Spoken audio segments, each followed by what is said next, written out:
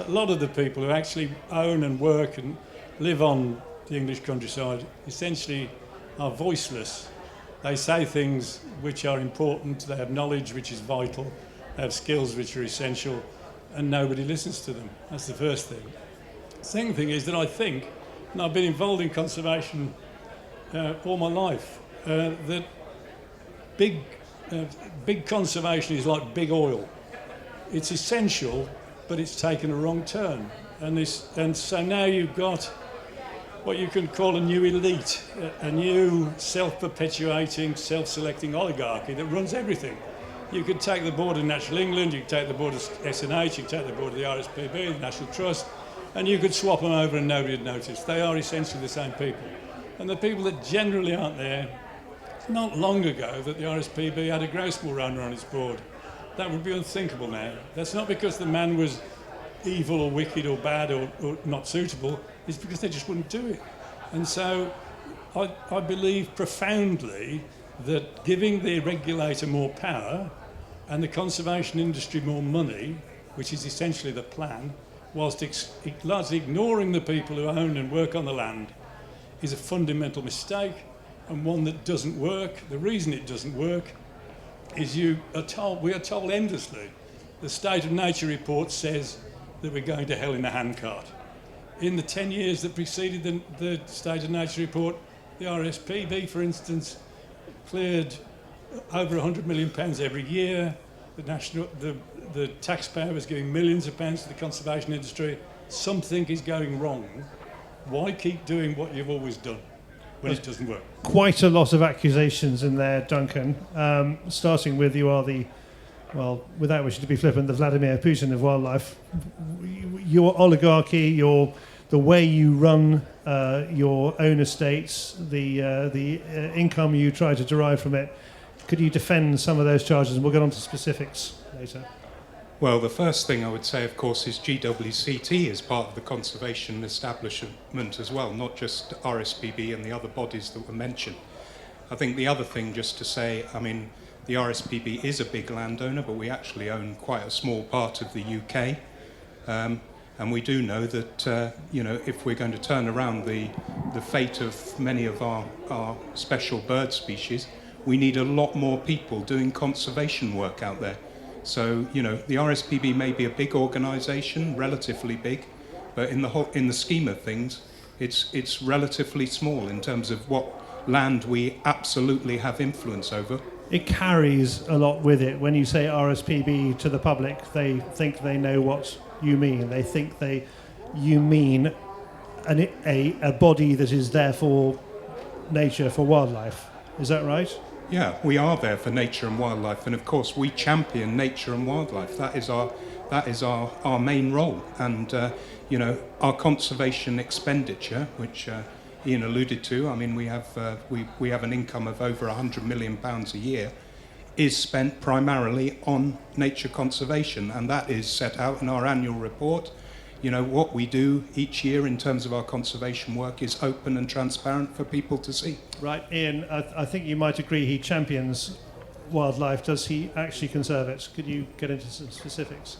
I think that we've got to be realistic. The RSPB has always done good things and will continue to do good things. You'd have to be mad to think the RSPB didn't do good. That's not my point. Well, your book doesn't say that. Your book points out over and over again where they don't do good. The fact that you sometimes do good doesn't stop you doing bad. And some of the things that the RSPB does don't help. So, if in the particular instance of grouse moors, it is very easy to criticise anything you like in isolation. But if you look at grouse moors in this country, are they beautiful? Yes. In my view, they are. Are they complex, interesting, fascinating ecosystems? Probably one of the least contaminated environments in the country. Do they contain rare? Of course they do. They're beautiful. They're full of rare wildlife. They're precious. 10 years ago, the RSPB had no problem with that at all. They were involved in the Langdon project for over a decade. They stood there while heather was burnt. They said sometimes we weren't killing enough foxes. They were relaxed about stoat control. They even didn't complain when the local farmer got a raven licence. They were part of all of that because they thought, apparently at that time, that grouse moor management was a good thing. Now it's not. Now, grouse moor management, they say, has intensified. I haven't noticed, and I took some conservationists onto a grouse moor in May, and we walked across it, and they all said it was intensively managed and an industrial landscape. And I said, point it out. Show me the bit that's intensively managed. As you walk through the baby curlews and you avoid the baby lapwings and you see a little cluster of grouse run off and some pipits flying over there, which is the industrial bit. I come from Birmingham, for God's sake. I know what industrial landscapes look like. It is not a grouse moor. And yet Duncan here and his colleagues, Martin Harper did it before, refer to grouse moors as industrial landscapes. Right, we might just, because you're putting words into Duncan's mouth. Duncan, do you do that? Well, first of all, what I was going to say to Ian is, I have read your book. I think one of the first things I would say is if you'd come and asked us some of the questions and raised some of the issues with us in the book, then you might have got some answers, but that didn't actually happen. In relation to grouse moors, clearly the government has declared an environment and a climate and nature crisis. We need everybody to be stepping up to help address the climate challenge that we face and the problems with the declines in nature. Well, surely grouse moors do that, don't Well, they? yeah, you say that, but there has been, as Ian again mentioned, there has been an intensification, a drive towards intensification of grouse moor management, which has, headed firmly in the wrong direction. A lot of that has been driven by medication of red grouse. We have, the highest numbers ever of red grouse on many moors. I can remember a time when Dick Potts used to say we needed an autumn density of between 60 and sort of 100 red grouse for shooting in the autumn, driven shooting in the autumn. Now many moors are producing 350, 400 even let's grouse just per square kilometre with all the burning, etc. that goes on. Do this point by point. Too many grouse, Ian. Well, that's an interesting point, isn't it? I don't know. The RSPB try to give the impression that they either know what they're talking about or telling the truth. If there's any grouse shooters in this room, who thinks there's too many grouse this year? How many were shot last year? How many were shot the year before that? And how many shot? Most moors didn't shoot last year. It's not each year, it's the averages over so time. You have to admit the RSPB have got the scientists. And the average does not show intensification. If you look at the average pre-war, it's at this level. If you look at the average on some moors now, it's nearly as high. What you don't get is the huge spikes. To get those huge spikes, you had to manage moors intensively. So in the 30s, you'd have a really bad year and a huge year. You don't get that anymore, you get a level position. All of these things are resolvable. The idea that I could talk to the RSPB is frankly risible. But one of the problems is that nobody listens, nobody talks. I am totally in favour, utterly and completely in favour, of the RSPB and the shooting community and everybody else talking to one another. When I was still chairman of GWCT, I invited Teresa Dent, our excellent chief executive, wrote to the chief executive of the RSPB and invited them to bring their board to our demonstration farm at Allerton to look at what it was like. We're still waiting for a reply. I've been to your demonstration farm. I understand that, but you didn't even reply. Well, okay, well, let Duncan answer that point. Well, I'm based in Scotland, and I've been down to your demonstration farm. I've also been to the demonstration farm up in North East Scotland. So, I think these are small points, to be honest, and there is a lot of common ground. Nobody's disputing that. But, some of the decisions that have been taken when going back to grouse moor management, with little or no discussion about the environmental consequences. Just to give you an example, in Scotland, the mass culling of mountain hares, removing mountain hares from many grouse moors. No wider discussion about doing this. Obviously, the Scottish Parliament has now taken the decision that actually the mass culling of mountain hares our only native lagomorph is now They're only banned. on grouse moors. That's the reason you have so many hares on grouse moors. They're not only on grouse moors. We have the them on our reason we're land. running out of white hares that. because there are not enough grouse moors. No, we have them on our land as well. They are quite widely distributed. Look on So the why do look they on need the to be web and you'll protected? see. Sorry? Why, if there are so many of them on grouse moors that we're shooting them, and why do they suddenly need to be protected? Because there are not enough elsewhere. I think the problem there, isn't it, that the Scottish Government is averaging the number of white hares and saying, therefore, there are not enough, therefore we must ban the shooting of white hares. Well, it's a long discussion, but they were protected based on the evidence that actually, I mean, RSPB did with the long-term upland expert, who's sadly now died, Adam Watson of CEH, which showed that mountain hare populations in Scotland had undergone significant declines, and particularly in the last couple of decades, and that was attached to mass culls on grouse moors.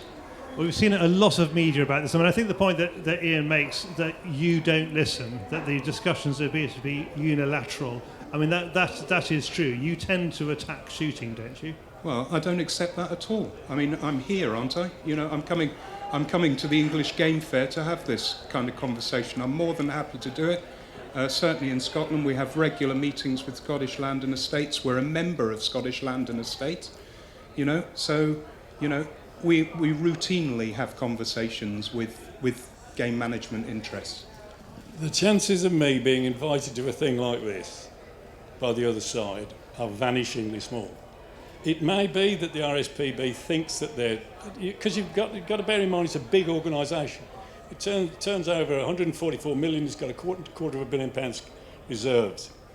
It is very difficult to run a big organisation and still be collegiate, because you're so big. You can go to every meeting, you can bulldoze people.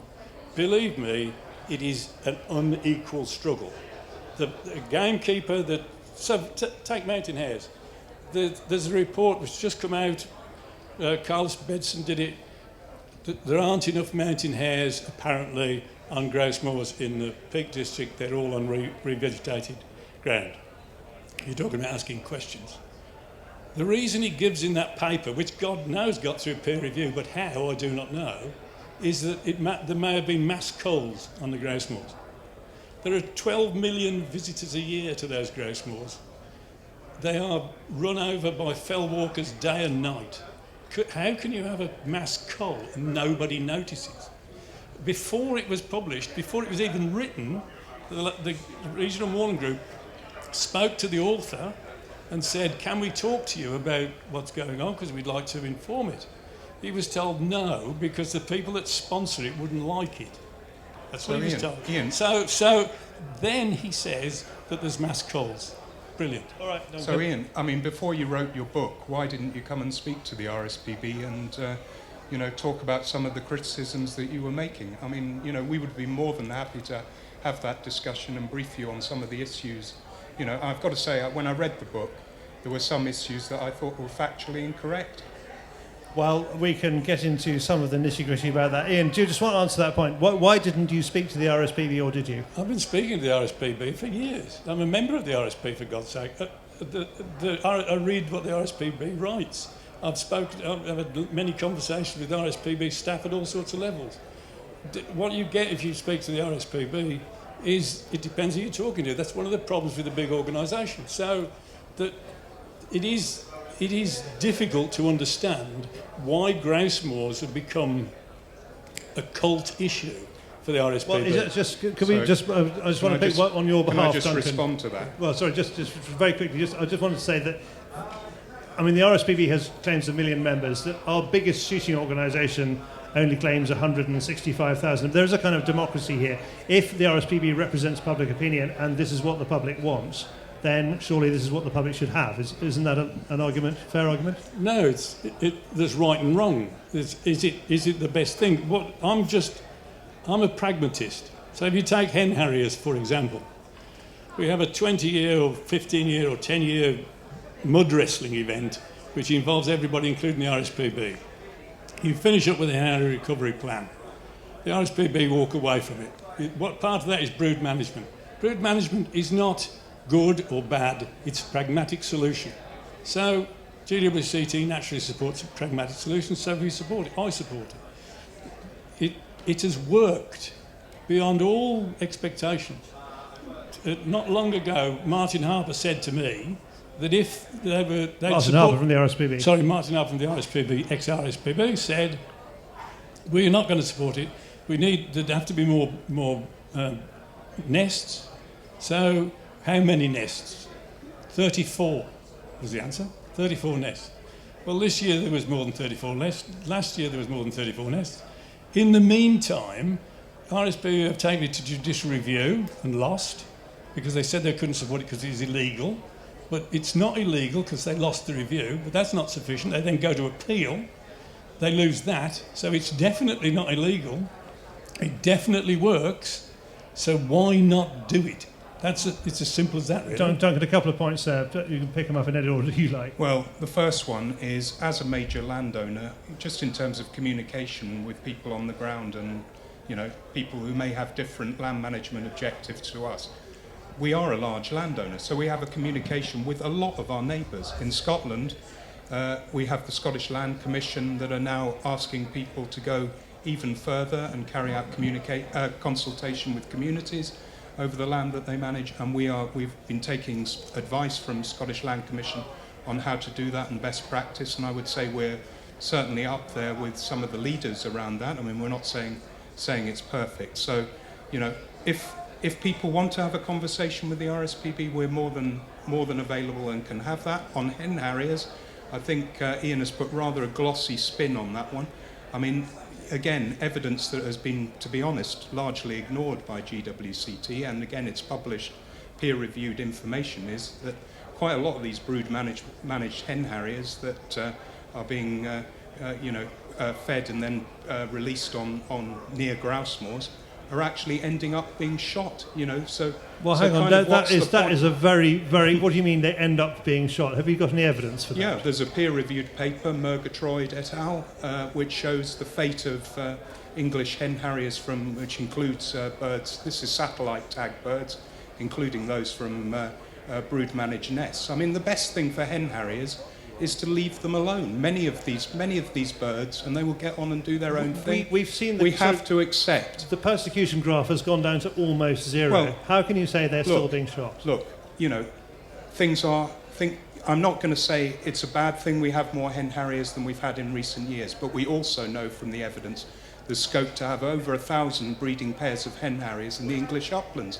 And many of these areas that we're talking about are designated by Natural England for hen harriers. Why do brood management when these birds are just simply going to be released to be shot? Ian. It's a huge relief that the RSPB can state categorically it's a good thing there's more hen harriers. I'm very relieved about that. In fact, it's not a universal situation. If we go back to Langham, where we worked perfectly happily with the RSPB, I forget what the top number was, but I think the SPA target was 13 nests, and I think we got over that on several occasions. That moor had the highest survival rate for fledgling rate for hen harrier chicks of anywhere on the planet. There were 5 gamekeepers working flat out. Eventually the Duke of Buccleuch got fed up and packed it up. The RSPB told the Duke of Buccleuch, or his agent, that he couldn't get rid of the gamekeepers because if he did, they wouldn't meet the SPA target. I'm not making that up. That's true. That land is now being sold to the community. The RSPB isn't making any fuss about that at all because they'd have to buy it. How many hen harriers are on that now? 2 pairs. One of them got predated. I don't know about the other. So this is a very strange world. More than that, actually, Ian. Well, your record on hen harriers isn't amazing, Duncan. I mean, Geltsdale has been a disaster, and you tried to blame that on local shooting estates, but you've had, 1 male and 2 females there. And well, sadly, hen harriers don't stick to where they're breeding. They might roam over other land holdings. So, we've had it time and time again over the years where hen harriers have settled to breed on some of our estates, and then, say, the male disappears, presumed actually shot on neighbouring. You can't say it has been shot. I don't think you're going to carry the audience with you on it's been shot. This isn't the bird fair. Well, I'm long enough in the tooth. I have to say I've worked for the RSPB for 30 years to remember when we even had masked individuals coming onto our land and taking out hen harriers on our land. We had a problem. We know we did, but if you look at the graph of convictions, there are almost none now. That problem appears to be solved. Do you not accept that? Well, I'm happy to see more hen harriers, but as I say, there is scope for many more. We're in a climate and nature emergency. Hen harriers are a rare bird in the UK. We need to do much more to increase the number of hen harriers, and we also have to accept that natural predation, is part of running a grouse moor, I'm afraid, and that might mean lower grouse bags. All right, accept that? No. The problem, there's several problems with this. First of all, the thing about shooting the hen harrier, nobody knows, because nobody can get access to the information. Natural England, for example, gives all its powers about ringing and monitoring to the BTO. The BTO then give to somebody else. I've asked Natural England myself what happened to this named, numbered hen harrier. They have told me we cannot say we do not have that information. That information is not shared with anybody except when it's decided to be suitable. First thing. Second thing is, who stopped the southern reintroduction? The RSPB stopped the southern reintroduction. Now, Duncan will deny that, but let's think about what happened. Natural England, God help me, that's the national regulator, arranges to get some hen harrier eggs or chicks from France. At the last minute, that stops. Same thing happens in Spain. Why did it stop? Well, there's two things you've got to believe. One is that nobody from either of those countries' birding organisations contacted the RSPB. That's the biggest bird organisation in Europe. And if you either believe that, which is pretty unlikely, or if they did contact the RSPB said we don't support it, avoid it. I'll believe either. That's an responses here. Did you put sorry, pressure? just a minute. First of all, the hen harrier persecution data.